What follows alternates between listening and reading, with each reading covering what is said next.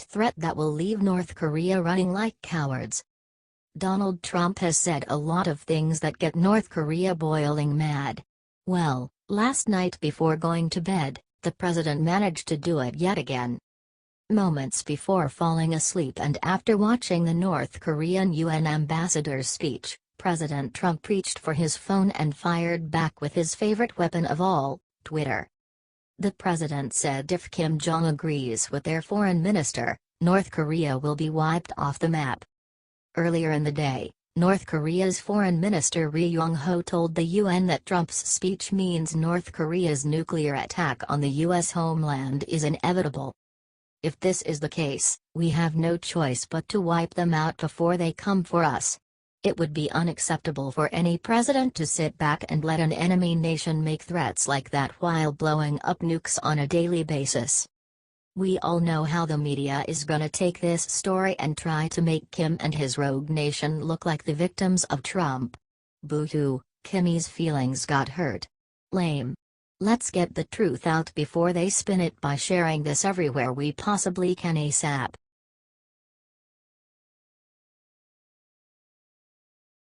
Moments before NFL Sunday started, the president stood up and did what nobody saw coming. On Friday night, President Trump declared war on all NFL players who kneel during the national anthem. The athletes told him to back off. The league told him to back off. The media told. Celebrities told him to back off. But what did he do? He hit back harder. Early this morning, at the crack of dawn, the president got out of bed, grabbed his trusty phone, and let the world know that NFL fans should stop going to the games until they respect the flag and they should fire or suspend anyone who breaks the rule.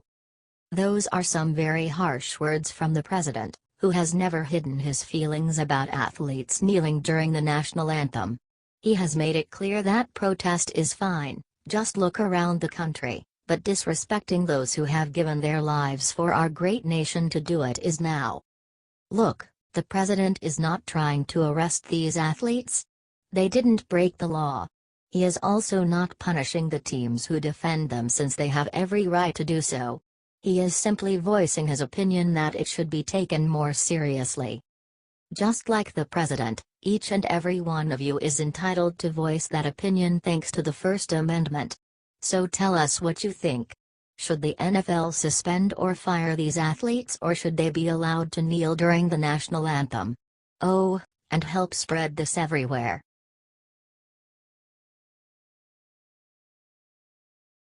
Last straw. Trump has had enough. Look what North Korea just threatened us with. In the past few days, Trump has ordered U.S. warplanes to fly off the coast of North Korea. His goal? A demonstration of U.S. resolve and a clear message that the president has many military options to defeat any threat, according to Pentagon spokeswoman Dana White. She also resolved that, we are prepared to use the full range of military capabilities to defend the U.S. homeland and our allies. Kim Jong-un, however, seems to have not gotten the message. Or, as Trump has said, he said that Kim Jong-un is on a suicide mission, as he describes the horrendous, twisted things the North Korean regime has done to its own people, in addition to what it's threatening to do to the U.S. and our allies. In a speech Saturday to the United Nations, North Korea's foreign minister threatened a rocket attack on the U.S. mainland is inevitable. Sadly, if you Google suicide mission and Trump right now, you'll find almost nothing but what North Korea is saying, that Trump is on a suicide mission. And, just the other day, Twitter was rampant with the name that Kim Jong-un called Trump, dotard. It's as if the libs are on North Korea's side. If you are as disgusted by this as I am, please share this story with everyone you know. That's important. But even more important is that we comment our support with I support the U.S. against North Korea. The Wall Street Journal.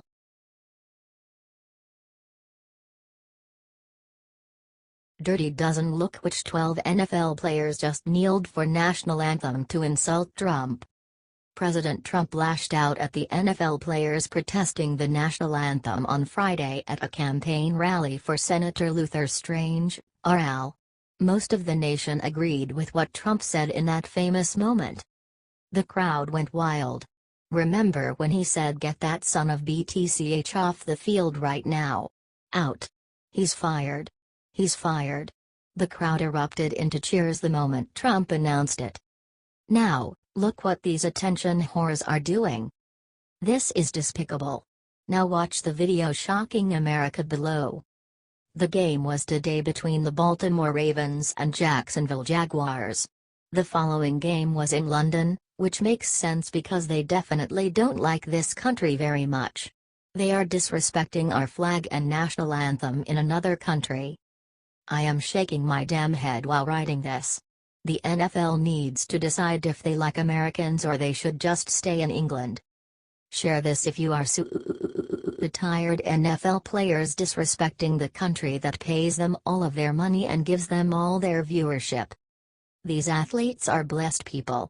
They are blessed to live in the United States and to be rich and successful. They need to respect the people that died to give them their blessed lives. Amen.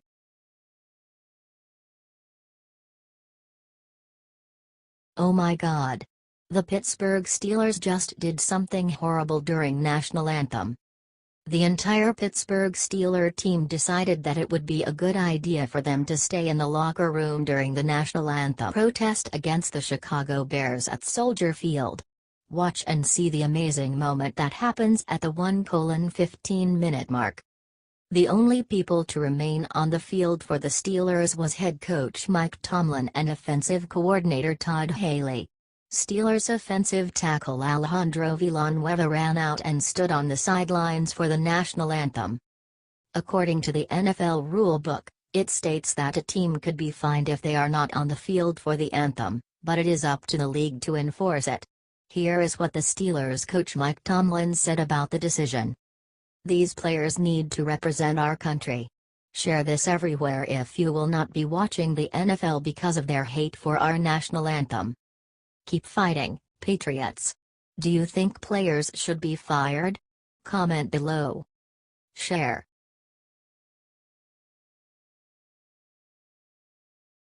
After Trump insulted him, James LeBron just got on tape and admitted something huge. President Donald Trump has not backed down at all. He is attacking the National Football League this Saturday. He headshot Commissioner Roger Goodell for allowing his players to kneel during the national anthem. Then look what LeBron James just put out today. It's disgraceful. These sports stars need to get out of politics and stay in their lane. Goodell of NFL just put out a statement trying to justify the total disrespect certain players show to our country. The president tweeted. "Tell them to stand. Roger Goodell is a scrub. It's time that the NFL and the NBA. If not, you're fired. Find something else to do," he continued. The president's tweets on Saturday came after a barrage of criticism from the NFL commissioner, current and former players and liberal commentators who were outraged over his remarks in Alabama. Wouldn't you love to see one of these NFL owners. When somebody disrespects our flag, to say, "Get that son of a BH off the field right now, out. He's fired. He's fired," Trump said at the rally in Huntsville. Share this if you are tired of LeBron James and other sports stars. Thanks for reading.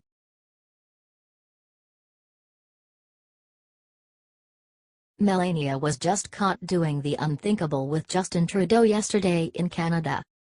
Yesterday was Melania Trump's first ever official trip alone as the First Lady to the Invictus Games in Canada.